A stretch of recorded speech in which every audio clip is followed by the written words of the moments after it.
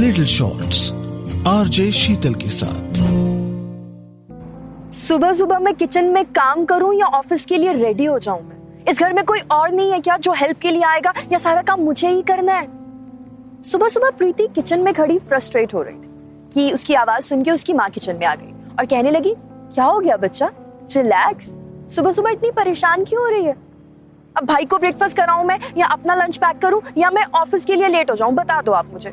यही चाहते हो ना आप, कि जैसे बाकी सब लोग मुझे बातें करते हैं, ऑफिस में भी सब लोग मुझे बातें सुनाए? अपनी गीली आंखें लेकर प्रीति अपने कमरे में चली गई और प्रीति की माँ सोचने लगी कि सब हमारी गलती है। रोज रोज नए नए शादी के रिश्तों की बात, इतनी सारी रिजेक्शन सुन सुन के प्रीति परेशान हो गई है, फ्रस्ट्रेट हो गई है। अब 5 साल से ये सिलसिला चल रहा है।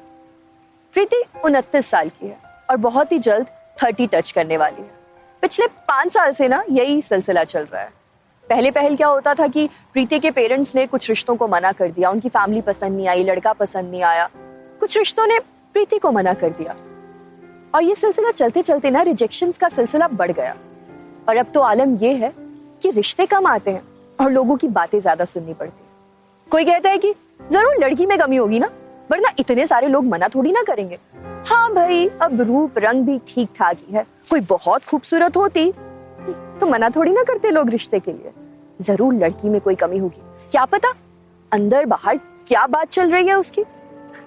ये सारी बातों के साथ साथ ना किस किस ने प्रीति को क्या क्या कह के रिश्ते के लिए मना किया, वो सारी बातें प्रीति के दिमाग में जैसे फिट हो गई हैं हमेशा हमेशा के लिए। हर वक्त एक सुइयों की तरह ना ऐसे चुभती रहती हैं उसे। और एक दिन तो उन सारी बातों की चुभन इतनी ज्यादा बढ़ गई कि प्रीति पर वो सारी बातें हावी हो गई। अटैक आ गया प्रीति को। डॉक्टर्स ने बोला साइलेंट अटैक। फिर क्या था, घर वाले परेशान, रो रहे हैं, उदास हैं, परेशान हो रहे हैं और प्रीति हॉस्पिटल के आईसीयू में पड़ी हुई है।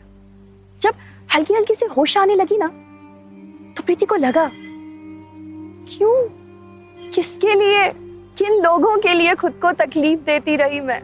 और ये जो हाल मेरा हुआ है आज, जिस हाल में मैं यहाँ पे पड़ी हूं, मैं ही तो जिम्मेवार हूं, वो लोग तो मेरे कोई भी नहीं। और मैंने तो खुद को एक खाली बॉक्स बना दिया था कि कोई भी आए अपनी बातें बीच में फेंकता जाए, सही गलत, उल्टा पुल्टा, कुछ बात का मतलब हो या नहीं हो, मुझे जानता हो या नहीं जानता हो, बस अपनी बातें उस बॉक्स में फेंकता गया। और अब तो इतनी बातें हो गई थी कि मेरा दम घुटने लगा था उस बॉक्स में।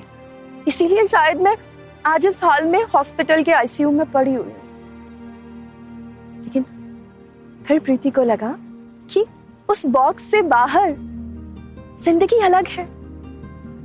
किसी की भी सोच की जेल से बाहर जिंदगी बहुत प्यारी है। किसी की हाँ या ना से अलग जिंदगी की अपनी एक अलग कहानी है। जिंदगी मेरी है और मेरी जिंदगी की कहानी सिर्फ मुझे बनानी है।